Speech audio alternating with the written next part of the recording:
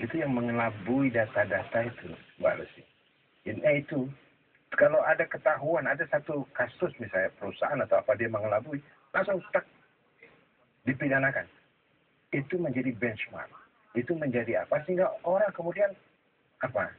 Itu yang saya selalu dorong Direktur Jenderal Pajak. Tapi kayaknya bukan takut ya, mungkin masih belas kasihannya masih terlalu tinggi ini Dirjen Pajak ini. Tapi tadi Anda sempat mengatakan bahwa pajak itu di Jawa itu dilihat sebagai monster. Maksudnya apa? Oh ya, dulu itu orang pajak itu selalu menjadi ketakutan wajib pajak.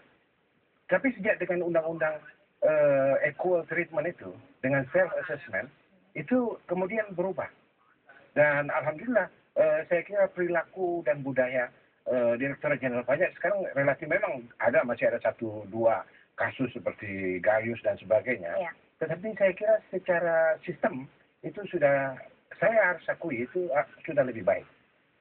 Nah itu menurut saya perlu ada, mungkin barangkali saya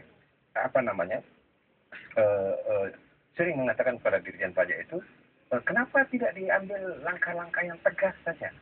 Nah saya tidak tahu apakah tidak mungkin kalau Dirjen Pajak tidak memiliki data tentang perusahaan itu atau informasi yang akurat dan sebagainya.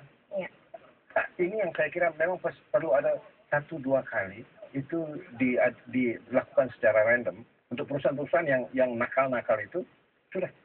Nah, itu akan menjadi benchmark. Dan kemudian tentu secara itu budaya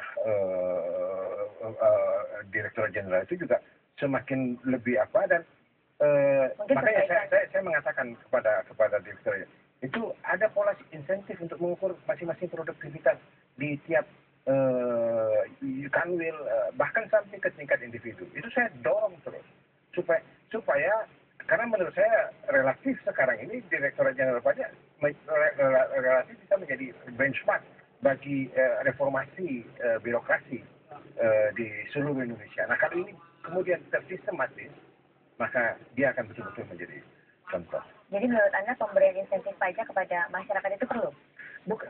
Insentif, itu kalau itu modelnya lain. Kalau kepada wajib pajak modelnya lain. Ya. Jadi dulu saya tidak tahu sekarang ini mungkin Pak Kisi bisa cerita. Yang wajib pajak yang patuh, yang apa segala macam, itu kasihlah.